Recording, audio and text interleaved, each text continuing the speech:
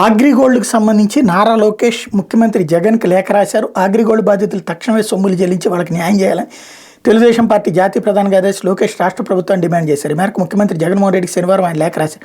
మానవత్వంతో పనిచేసే ప్రభుత్వాన్ని ప్రచారం చేసుకుని మీ పాలనలోనే చనిపోయిన 600 మంది అగ్రిగోల్డ్ బాధితులు ఏ ఒక్కరి కుటుంబానికైనా ఇస్తామన్న 10 లక్షల పరిహారం ఇచ్చారా? కనీసం బాధిత కుటుంబాలు పరామర్శించారా? ఇదేనా మీ మానవత్వం అని నిలదీశారు.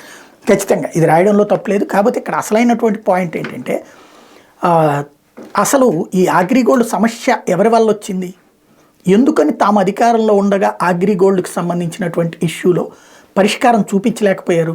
ఆస్తులు ఉన్నా కూడా ఆంధ్రప్రదేశ్లో ఉన్న ఆస్తులు అమ్మినా ఒక అద్భుతం జరుగుతుంది.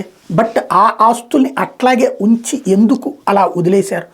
ఇప్పుడు జగన్ అడగడం తప్పలేదు. జగన్ మొదటి దశ డబ్బులు చెల్లించారు 10,000 రూపాయల పైన, ఆ తర్వాత మానేశారు.